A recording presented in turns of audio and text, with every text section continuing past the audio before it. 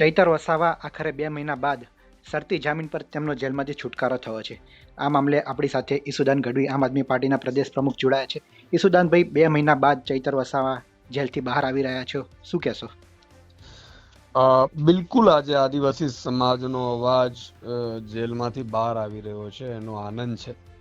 સાથે સાથે દુઃખ એ વાતનો છે કે ભાજપે ચેતરભાઈને ખોટા કેસમાં ખોટી રીતે આદિવાસી સમાજનો અવાજ દબાવવા માટે અને ગ્લાસ મારવામાં 2 મહિના સુધી જેલમાં. આ કઈ નીતિ છે?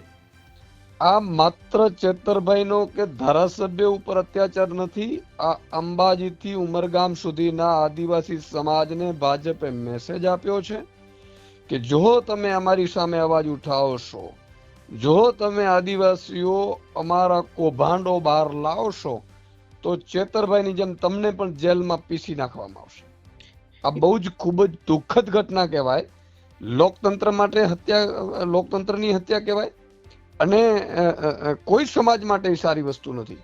એટલે ચેતરભાઈ વસાવાને જેલમાં નાખવાનું ષડયંત્ર, એને જેલમાં રાખવાનું ષડયંત્ર આ ભાજપે કર્યું.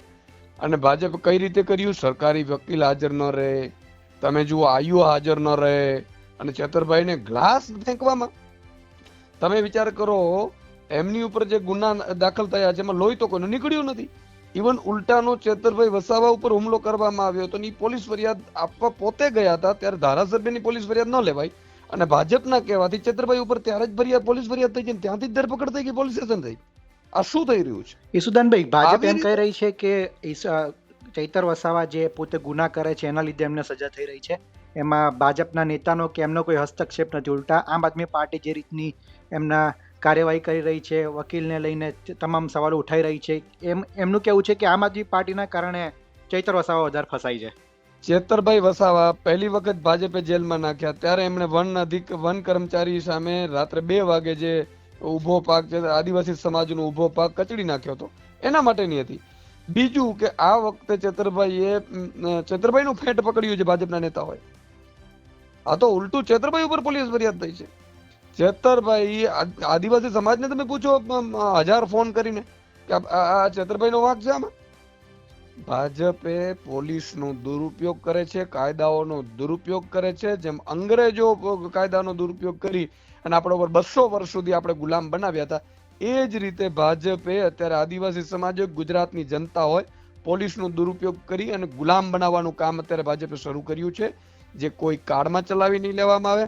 આગામી સમયમાં આદિવાસી સમાજ હોય કે ગુજરાતનો એક નાગરિક હોય, ભાજપને આગામી ચૂંટણીઓમાં ઘૂસવા નહીં દે, ઘરમાં ઘૂસવા નહીં દે.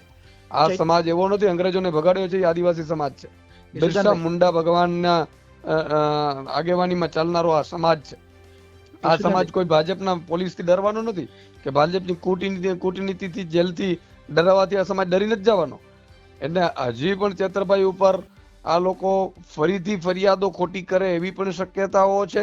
ચેતરભાઈ વધારે જેલમાં રહે એવી પણ શક્યતાઓ છે.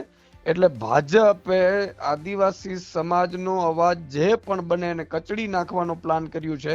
મારે સમગ્ર આદિવાસી સમાજને એક વિનંતી છે, કોઈ પણ ભાજપનો નેતા તમારા સમાજનો હોય ને, તમારા સમાજનો નથી, ભાજપનો દલાલ છે. અને એ કોઈ પણ મત માંગવા આવે આગામી સ્થાનિક સ્વરાજ્યની ચૂંટણીમાં, એ ભાજપને ઘૂસવા ન દેતા અને ભાજપ વિરોધ મત આપી, આમ આદમી મત આપી અને ભાજપને એક મેસેજ આપજો કે હવે આદિવાસી સમાજના એક પણ દીકરા ઉપર હાથ ઉપાડ્યો છે તો ખોટી રીતે પોલીસનો દુરુપયોગ કર્યો છે તો આદિવાસી સમાજ ક્યારે સાખી નહીં લે. ઈસુદાનભાઈ, આજથી વિધાનસભાનું સત્ર પણ ચાલુ થઈ રહ્યું છે. આમ આદમી પાર્ટી પાસે અત્યારે યુવા ધારાસભ્યની ટીમ છે, તો વિધાનસભામાં કયા કયા પ્રશ્નો, મુદ્દા ઉઠાવી શકાશે? બિલકુલ, કાલે ગોપાલભાઈ, હેમંતભાઈ, પછી મેં સુધીરભાઈ સાથે પણ વાતચીત કરી હતી. ચેતરભાઈ તો ત્યારે નહોતા આવી શક્યા, એટલે હવે આમ આદમી પાર્ટી આજથી મજબૂતાઈથી વિધાનસભામાં અવાજ ઉઠાવશે. એ ખેડૂતોનો અવાજ હશે, ગરીબો, વંચિતો, શોષિતો, પીડિતો અને ભાજપની સિસ્ટમથી અન્યાયનો ભોગ બની રહેલા આદિવાસીઓ, આ બધાનો અવાજ યુવા ચહેરાઓ ઉઠાવશે. મને પૂરો વિશ્વાસ છે. મજબૂતાઈથી તમે જોજો, રોડ રસ્તા હોય કે કપાસના ભાવો હોય, આ બધી બાબતોનો અવાજ વિધાનસભામાં ગુંજવાનો છે. અમારા યુવા ચહેરાઓ અત્યારે પહોંચી ગયા છે અને બહુ મજબૂતાઈથી તમામ સમાજનો જે પીડિત સમાજ છે એમનો અવાજ અમારા ધારાસભ્યશ્રીઓ બનશે. 11 સપ્ટેમ્બરે ચૈતર વસાવાની રેગ્યુલર નિયમિત જામીન અરજી અંગે હાઈકોર્ટમાં સુનાવણી છે, ત્યારે આગામી સમયમાં ચૈતર વસાવાને જામીન મળે તેવો તમને કેટલી સંભાવના?